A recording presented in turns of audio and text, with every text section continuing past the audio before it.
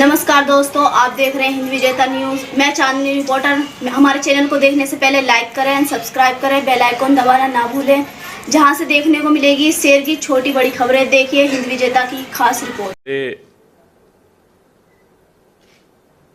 दिनों दो संस्थाओं ने प्रदूषण को लेकर के अपनी रिपोर्ट जारी की, जिसमें पहले अंतर्राष्ट्रीय संगठन IQAir.com स्वीडन की जो संस्था है उसकी रिपोर्ट आई थी, जिसमें दुनिया के अंदर और भारत के अंदर अलग अलग शहरों में प्रदूषण के क्या स्तर हैं, PM 2.5 का क्या स्तर है, PM 10 का क्या स्तर है, इसको लेकर के रिपोर्ट जारी की गई थी। और उसके बाद सेंटर फॉर साइंस एवं एनवायरनमेंट CSE की रिपोर्ट वो सामने आई है। ये जो पहली रिपोर्ट है स्वीडन की, उस स्वीडन की जो रिपोर्ट है, उस रिपोर्ट में इस बात को प्रमुखता से दर्ज किया गया कि भारत के अंदर जो दिल्ली का प्रदूषण स्तर भारत के शहरों में जो पहले नंबर 1 या 2 पे हुआ करता था प्रदूषण के मामले में, दिल्ली आज अपने प्रदूषण को कम करते हुए आज वो 10वें नंबर पे पहुंच चुकी है। उसके ऊपर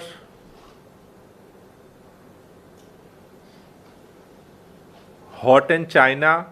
गाजियाबाद, बुलंदशहर, बिसरख, भिवानी, नोएडा, ग्रेटर नोएडा, कानपुर और लखनऊ शहर आज की डेट में उसकी रिपोर्ट के अनुसार आते हैं, जिसमें ख़ास तौर से PM 2.5 को कम करने में दिल्ली को सफलता मिली है। उनके रिपोर्ट के अनुसार दिल्ली में लगभग 15% पोल्यूशन का स्तर जो है वो डाउन गया है, कम हुआ है। दूसरी जो रिपोर्ट है, जो CSE की रिपोर्ट है, जो लगभग 150 से ज़्यादा पेजों की रिपोर्ट है जो CSE ने जारी की है। इस रिपोर्ट के अनुसार दिल्ली के अंदर लगभग इन्होंने 2 आंकड़ा लिया है। पहले CSE ने 2015 से 17 के बीच में अपना अध्ययन किया था, और उसके बाद इन्होंने अभी 18 से 20 के बीच में अपना अध्ययन किया है दिल्ली को लेकर के। और इनके रिपोर्ट के अनुसार दिल्ली में पर्टिकुलर 2.5 का जो स्तर है 25% से ज़्यादा कम हुआ है, जो दिल्ली के लिए ख़ास तौर से एक उल्लेखनीय जो है वो विषय है। इस रिपोर्ट में जो बहुत सारे तथ्य रखे गए हैं, लेकिन मुख्य तौर पर ये रिपोर्ट 5 बिंदुओं पर फोकस करती है, जो पिछले दिनों अरविंद केजरीवाल जी के नेतृत्व में दिल्ली सरकार ने जो काम किया। दिल्ली पहला राज्य है जिसने अपने राज्य के अंतर्गत आने वाले पावर प्लांट जो प्रदूषित गैस पैदा करते थे उसको बंद कर दिया। अभी लगातार सुप्रीम कोर्ट के कहने के बावजूद 12 ऐसे प्रदूषणकारी संयंत्र दिल्ली के आसपास चल रहे हैं जो आज तक बंद नहीं किए गए। पिछले 6 महीने से मैं भी लगातार फॉलो कर रहा हूं और लिख रहा हूं,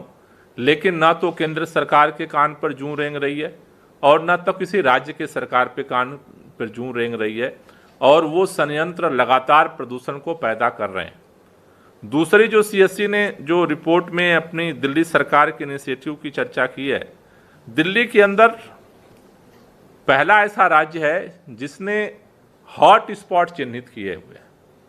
13 हॉट स्पॉट दिल्ली के अंदर चिन्हित किए हुए हैं, जहां पर माइक्रो लेवल पे प्रदूषण को रोकने के लिए मैनेजमेंट होता है, उसकी मॉनिटरिंग होती है, जिससे कि प्रदूषण के जो छोटे छोटे कारक हैं, चाहे वो डस्ट पोल्यूशन के कारक हों, चाहे वो ग्रीनरी के हों, चाहे वो बर्निंग के हों, चाहे वो एयर पोल्यूशन के हों, उन सब चीज़ों को हॉट स्पॉट पे काफ़ी बारीकी के साथ मॉनिटर किया जाता है और जिसका इम्पैक्ट दिख रहा है कि ये 25% हम पोल्यूशन को कम करने में सफल हुए। तीसरा पॉइंट जो उन्होंने आइडेंटिफाई किया है कि दिल्ली पहला राज्य है जो अपने इंडस्ट्रियल एरियाज को पीएनजी गैस का सब्सिडाइज्ड रेट पर कनेक्शन दिया है। आज पहला राज्य दिल्ली बन गया जहां 100% जो इंडस्ट्री है वो पीएनजी गैस पर कनेक्ट हो चुकी। जो भी ऐसे जैसे पेट कोक था, कोयला जैसे जो प्रदूषणकारी जितने ईंधन पर आधारित जो भी इंडस्ट्री थी वो सारे को बंद कर दिया गया और सीएससी ने इस बात को अपने रिपोर्ट में दर्ज किया है कि इसका भी इम्पैक्ट दिल्ली के जो एयर क्वालिटी को बेहतर करने में इसका भी इम्पैक्ट पड़ा है। इसके साथ जो चौथा पॉइंट उन्होंने दर्ज किया है कि देश का पहला राज्य है दिल्ली जहां पर 39 एयर क्वालिटी मॉनिटरिंग सिस्टम लगे हुए हैं, जहां पर रेगुलर बेस पर हम मॉनिटर करते हैं कि अभी आज एयर क्वालिटी क्या है, कल क्या एयर क्वालिटी है, उसका क्या जो है उसके आधार पर फिर अपने हम एक्शन को बनाते हैं, एक्शन प्लान को बनाते हैं। देश के अंदर जैसा हमने कहा कि बहुत सारे राज्य हमारे खास तौर से जो नेबरिंग स्टेट हैं, उत्तर प्रदेश हो, चाहे राजस्थान हो, चाहे हरियाणा हो, यहाँ पर जो मॉनिटरिंग सिस्टम है वो भी ठीक से इस्टेब्लिश नहीं हुए जिससे कि समस्या का पता चल सके। इसके साथ साथ जो सीएससी की रिपोर्ट में जिस बात की तारीफ सरकार की गई है वो है कि दिल्ली पहला राज्य है जिसने अपना इलेक्ट्रिक वाहन पॉलिसी को लेकर के आया है कि जो धीरे धीरे दिल्ली के अंदर हम इलेक्ट्रिक वाहन को प्रमोट करने की तरफ बढ़ रहे हैं, जिससे कि खास तौर से जो 2.5 है जो व्हीकल पोल्यूशन से पैदा होता है उसको नियंत्रित किया जा सके। तो ये दोनों रिपोर्ट के आधार पर खास तौर से जो सीएससी की रिपोर्ट आई है कि दिल्ली के अंदर जो इनिशिएटिव लगातार लिए जा रहे हैं जिसको उन्होंने दर्ज किया है। इसके अलावा जैसा आप सब जानते हैं कि दिल्ली सरकार इन्वायरमेंट को लेकर के एंटी पोल्यूशन जो कैंपेन है उसको लेकर के काफ़ी स्ट्रिक्ट तरीके से काम कर रही है और इन सब चीज़ों का जो इम्पैक्ट है उसमें जो एक और मेजर रोल प्ले किया है वो दिल्ली के अंदर 24/7 बिजली की सप्लाई है, क्योंकि दिल्ली के अंदर पहले भी 6 से 8 घंटे तक पावर कट लगते थे और पूरे दिल्ली के अंदर जो तमाम तरह के जो हमारे व्यापार हैं, चाहे तमाम तरह के जो कारोबार हैं, उसके लिए डीजल का जनरेटर सेट चलता था। दिल्ली में आज 24/7 बिजली सप्लाई होने की वजह से आज जो डीजल का जनरेटर सेट जो चलते थे उस पर लगाम लगी है। आज इमरजेंसी सेवाओं को छोड़ करके डीजे सेट पर प्रतिबंध है दिल्ली के अंदर, जिसका भी हमें फ़ायदा हुआ है दिल्ली के प्रदूषण को कम करने के अंदर। साथ ही साथ पिछले साल से हमने इसको और गति देने के लिए दिल्ली देश का पहला राज्य है जहां पर पोल्यूशन को कंट्रोल करने के लिए वार रूम सेटअप किया गया है। देश के अंदर कोई ऐसा राज्य नहीं है कि जहां पर वार रूम पोल्यूशन को कंट्रोल करने के लिए सेटअप किया गया हो। और साथ ही साथ जो हमने ग्रीन दिल्ली ऐप लॉन्च किया उसने न सिर्फ केवल अक्टूबर, नवंबर, दिसंबर के महीने में बल्कि कैसे 12 महीने 24 घंटे कैसे इस पोल्यूशन के गति को नियंत्रित किया जाए उसके लिए ये दिल्ली ग्रीन ऐप के माध्यम से वार रूम हमारा संचालित होता है। आज की भी तारीख में 24/7 जो है वर्किंग है हमारा वार रूम, जहां पर लोगों की ड्यूटी होती है और हम इस ग्रीन ऐप के माध्यम से मॉनिटर करते हैं। जब से हमने ग्रीन ऐप लॉन्च किया है लगभग 20,000 शिकायतें कंप्लेंट दर्ज हुई हैं उस पर और उनमें से 93% कंप्लेंट को रिजॉल्व किया गया है। वार रूम की टीम चाहे वो एमसीडी के एजेंसी है, चाहे डीडीए है, चाहे पीडब्ल्यूडी है, इरिगेशन फ्लड डिपार्टमेंट है, मेट्रो है, तमाम जो एजेंसियां हैं चाहे वो सेंट्रल गवर्नमेंट की एजेंसीज हैं, हम लगातार उन जो कंप्लेंट आती है उसके आधार पर उनसे हम संवाद करते हैं और ग्राउंड लेवल पर मॉनिटर करने के लिए हमने जो ग्रीन मार्शल हैं, ग्रीन मार्शल जा करके जब ये रिपोर्ट आती है हमारे पास कि ये हमने प्रॉब्लम जो आई थी सॉल्व कर दी, तो ग्रीन मार्शल से हम उसको वेरीफाई करते हैं कि वो प्रॉब्लम सॉल्व हुई है या नहीं हुई है। तो इसका जो ये क्लोज मॉनिटरिंग सिस्टम जो वार रूम से ग्रीन दिल्ली ऐप से हमने लॉन्च किया, उसका भी हमें काफ़ी फ़ायदा हुआ है, जिसका हमें जो है इम्पैक्ट जो है इसमें दिख रहा है। साथ ही साथ दिल्ली के अंदर हमने अपने ग्रीन क्षेत्र को बढ़ाने के लिए पिछले 1 साल में वृक्षारोपण का काम किया। वो 1 साल की रिपोर्ट हम तैयार कर रहे हैं, जल्दी हम आपके सामने रखेंगे कि दिल्ली के अंदर अलग अलग डिपार्टमेंट ने अपने लक्ष्य के लिए इस कोविड के दौरान भी काम किया, जिससे कि हम ग्रीन बेल्ट को बढ़ा सकें।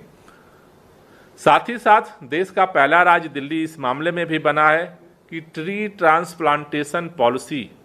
दिल्ली सरकार लेकर आई, जिससे कि हम अधिक से अधिक जो डेवलपमेंट के लिए तमाम जो वृक्षों को काटना पड़ता है, उसमें हम जैसे एक पेड़ जो कटता है उसकी जगह पे 10 पेड़ लगाना होता है, चाहे वो एक पेड़ कोई काटने की ज़रूरत पड़ती हो और चाहे 100 पेड़ की ज़रूरत पड़ती हो, तो उससे 10 गुना ज़्यादा पौधे लगाने पड़ते हैं। साथ ही साथ हमने जो पॉलिसी में एडॉप्ट किया है कि 80% पौधों को, जो वृक्ष हैं बड़े पौधे हैं, क्योंकि छोटे पौधों को विकसित होने में समय लगता है, तो उसके लिए हमने जो पॉलिसी बनाई कि 80% पौधों को ट्रांसप्लांट किया जाए। उसके लिए एजेंसी को पैनलाइज हम कर रहे हैं, जिससे कि उसको सही तरीके से ट्रांसप्लांट करके और उसको पौधों को जिंदा रखा जा सके। तो कुल मिलाकर के हम ये बात कहना चाहते हैं कि दिल्ली अपने स्तर पे एफर्ट कर रहा है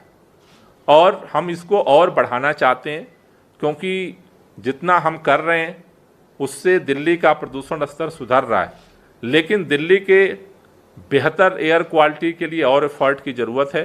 उसके लिए दिल्ली सरकार आगामी दिनों में तमाम एक्सपर्ट्स के साथ 2 दिन का हम राउंड टेबल कॉन्फ्रेंस भी करने जा रहे हैं, जिससे कि तमाम एक्सपर्ट्स की और ओपिनियन को लेकर के और आगे का हम अपना एक्शन प्लान बना सकें कि दिल्ली की एयर क्वालिटी को और हम बेहतर कर सकें। लेकिन साथ ही साथ हम बार बार ये कहते हैं कि दिल्ली का जो प्रदूषण है वो केवल राज्य का प्रदूषण नहीं है, एयर सेट का मसला है। अगर गाजियाबाद के अंदर प्रदूषण बढ़ता है, उस पर नियंत्रण नहीं होता है, तो उसका असर दिल्ली पे पड़ता है। अगर नोएडा के अंदर प्रदूषण बढ़ता है, ग्रेटर नोएडा में प्रदूषण बढ़ता है, अगर भिवानी में प्रदूषण बढ़ता है, अगर पलवल में प्रदूषण बढ़ता है, अगर गुड़गांव में प्रदूषण बढ़ता है, तो उसका असर दिल्ली पे पड़ता है। इसलिए आज हम केंद्र सरकार से ये मांग करना चाहते हैं कि केंद्र सरकार, ये जो रिपोर्ट आई है, दोनों रिपोर्टों IQAir.com की स्वीडन की जो रिपोर्ट है और जो CSC की अभी रिपोर्ट है, इन रिपोर्ट के आधार पर वो इनका मूल्यांकन करे और कैसे नॉर्थ इंडिया के अंदर खास तौर से जो स्टेट हैं, चाहे वो पावर प्लांट को बंद करने की बात है, चाहे जनरेटर सेट पर लगाम लगाने के लिए 24/7 बिजली सप्लाई करने की गारंटी करने की बात है, चाहे दिल्ली के आसपास का जो पराली का प्रदूषण आता है उसको नियंत्रित करने के लिए जो एक्शन प्लान बनाने की बात है, इन तमाम पहलुओं पर सरकार जो सो रही है वो जागे। क्योंकि सरकार लास्ट समय में जागती है और लास्ट समय में जागती है, फिर कहती है कि हरियाणा तो कुछ कर नहीं रहा है, पंजाब तो कुछ कर नहीं रहा है, हम क्या करें। फिर पावर प्लांट बढ़ाने के लिए एप्लीकेशन आ जाती है कि 6 महीने के लिए और बढ़ा दीजिए, 1 साल के लिए और बढ़ा दीजिए। तो हमारा निवेदन है केंद्र सरकार से कि केंद्र सरकार सोने की जगह जागे और अभी से इन सभी राज्यों के अंदर जो एक्शन प्लान बनाने की ज़रूरत है उस पर तुरंत कार्रवाई की जाए, जिससे कि नॉर्थ इंडिया के साथ साथ दिल्ली के एयर क्वालिटी को हम और बेहतर कर सकें। ये हम आज केंद्र सरकार से निवेदन करना चाहते हैं। दूसरी बात, अभी 8 तारीख को होली से 1 दिन पहले तमाम हिदायतों के बावजूद MCD की लापरवाही की वजह से गाजीपुर लैंडफिल साइट में बहुत भयानक रूप से आग लगी और जिससे वहाँ पे एयर क्वालिटी को काफ़ी वो इम्पैक्ट किया है। हमने आज अपनी DPCC की जांच टीम भेजी थी। जांच टीम ने आज जो रिपोर्ट सौंपी है उसमें इस बात को पाया है कि वहाँ पर लापरवाही है और वहाँ पर कोई ऐसा सिस्टम नहीं है जिससे कि इस तरह की बड़ी आग को रोका जा सके। तो आज अभी डीपीसीसी को हमने निर्देश दिया है कि सभी एजेंसियों को हम डायरेक्शन जारी कर रहे हैं कि चूँकि गर्मी बढ़ रही है इसलिए लैंडफिल साइट के अलावा जो भी छोटे छोटे जगहों पर जहाँ जहाँ पर इस तरह की आग लगने की संभावना है, कूड़ा इकट्ठा होता है, उसके लिए एक मॉनिटरिंग सिस्टम बनाया जाए। और जो गाजीपुर में जो आग लगी है उस पर अभी रिपोर्ट आई है, उसको एनालिसिस कर रहे हैं और एमसीटी के खिलाफ हम सख्त कार्रवाई करेंगे। Thank you. क्या कोई एक्शन लिया गया है गाजीपुर वाले मामले में? पिछली बार देखने में था चालान काटा गया था। वो अभी जैसा मैंने कहा कि अभी वो रिपोर्ट अभी भेज रहे हैं और उस रिपोर्ट के आधार पर उनके खिलाफ एक्शन लिया जाएगा।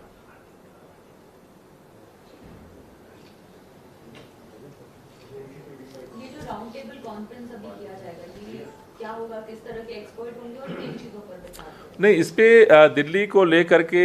चाहे जितने अलग अलग जो इस तरह की संस्थाएं जो काम कर रही हैं, जैसे आईआईटी कानपुर है, दिल्ली आईआईटी है, या इस तरह के सफ़र है, तमाम जो एजेंसियां वर्क कर रही हैं, तो और दिल्ली में जिस तरह से जो एजेंसीज ग्राउंड पे वर्क करती हैं, एमसीडी हुई, पीडब्ल्यूडी हुआ, मेट्रो हुआ, इस तरह की जितनी एजेंसी ग्राउंड पे वर्क करती हैं, तो ग्राउंड पे उनको क्या क्या एक्सपीरियंस आ रहे हैं, जो रिसर्च हैं उनका क्या एक्सपीरियंस है कि दिल्ली के अंदर जो हम कर रहे हैं वो तो हम कर रहे हैं, लेकिन और इसको बेहतर करने के लिए आगे क्या कर सकते हैं, ये सभी लोगों की ओपिनियन इसमें गैदर करेंगे। सर, जीएनसीपीडी बिल को राष्ट्रपति ने मंजूरी दे दी है, तो आपकी अगली क्या योजना होगी? क्या आप सुप्रीम कोर्ट जाएंगे या क्या करेंगे? देखिए, लीगल तो ऑप्शंस को लेकर के हम लोग बातचीत कर रहे हैं और उसको जो भी जरूरी कदम होगा उसको उठाएंगे। क्या सुप्रीम कोर्ट ही एक अब दरवाजा रह गया है, क्योंकि पहले भी वहां आप गए थे, कॉन्स्टिट्यूशन बेंच ने फैसला सुनाया था, तो क्या उम्मीदें हैं आपको सुप्रीम कोर्ट से? देखिए, अब सुप्रीम कोर्ट निश्चित रूप से जब सुप्रीम कोर्ट के आदेश को संसद के अंदर ये बिल ला करके